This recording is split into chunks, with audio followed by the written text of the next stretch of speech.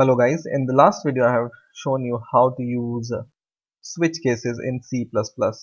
Now in this video I'm going to talk to you about loops, and I'm going to show you how to use for loop in C++.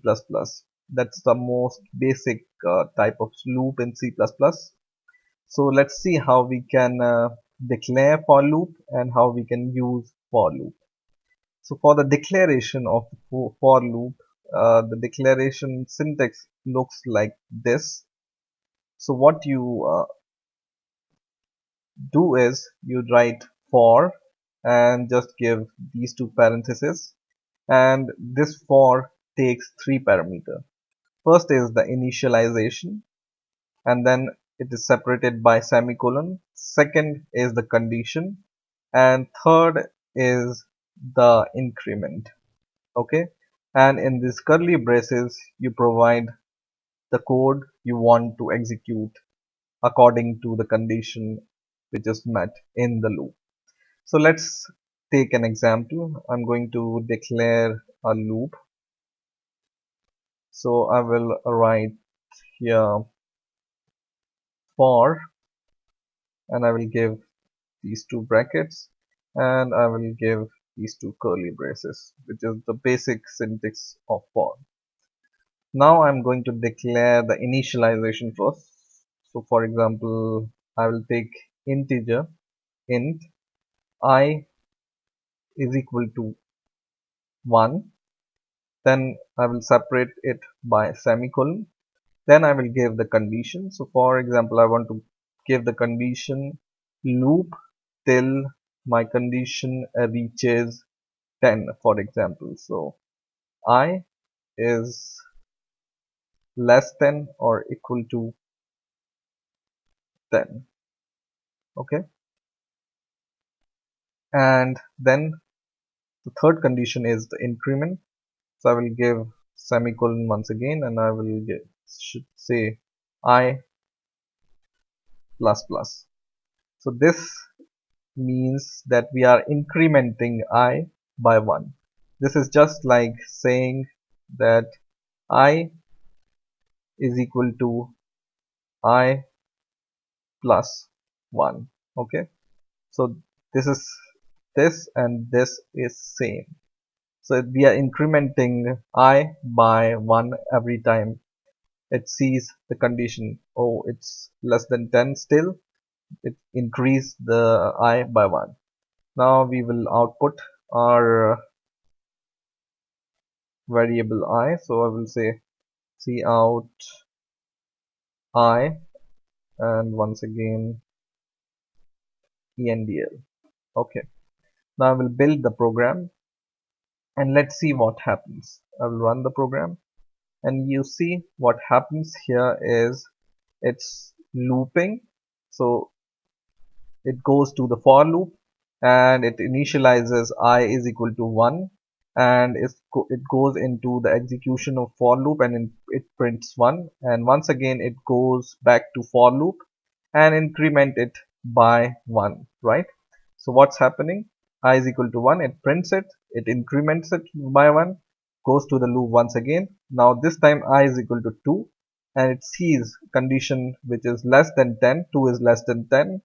Then it prints 2 once again and increment I by 1, which is I is equal to 3, goes to the condition once again, and it sees yes, I is equal to 3 is less than 10, so it prints 3 once again, and this loop happens until 10 is printed, and then it goes to the loop once again and sees okay, now I is equal to 11, which is not fulfilling this condition. I is less than or equal to 10. So I'm not going to print this, and I'm going to break the for loop, and I'm going to go out of the loop and return 0. So this is printing these values of I one by one until this condition is met. Okay. Now there is one more thing you can do with the for loop is to decrement the value. It's not necessary that you need to increment the value every time, and it's also not necessary to increase the value by 1. You can increase the value by 2, or you can initialize the value by something else. So let's see.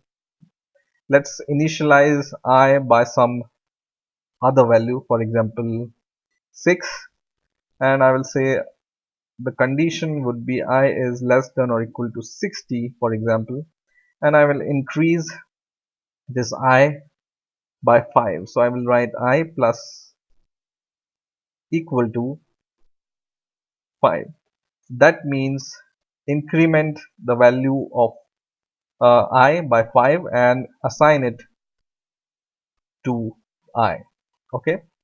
So once again, when I build my program and run it, you can see it's showing me 6 for the first time and increase this 6 by 5. So 6 plus 5 is 11, and then it sees the condition. Okay, 11 is less than 60, so I'm going to increase it 5 once again. Then 16 is less than 60, so I'm going to increase it by 5 again. So in this way you can initialize your I by any value, and you can increment this I by any value, and you can give any condition uh, which can be equal to, or which can be less than or greater than, or whatever value. The second thing is you can decrement the value of I also. So let me show you this example also. So for example, I initialize I is equal to 10, and I want that I should print until I is greater than or equal to 1. Okay, and I will decrement I by 1 every time. So I will say minus minus, and this minus is just like I is equal to I minus 1. Okay, so this like I is just like you minus the value of I by 1, right? So now what will happen? Let's see. Let's build the program and run it. And you can see this time I starts from 10 because we initialize the value of I as 10. So it prints 10 and it goes to the loop once again, and it sees, okay, I is equal to 9 this time because we minus 10 by 1, which is 9. So I is equal to 9, which is still greater than or equal to 1. So I will print it once again 9, and once again this loop will happen and happen until 1 is reached, and the condition will be false then, right? So in this way you can use for loop in C++. I hope you have enjoyed this video. Please rate, comment and subscribe, and bye for now.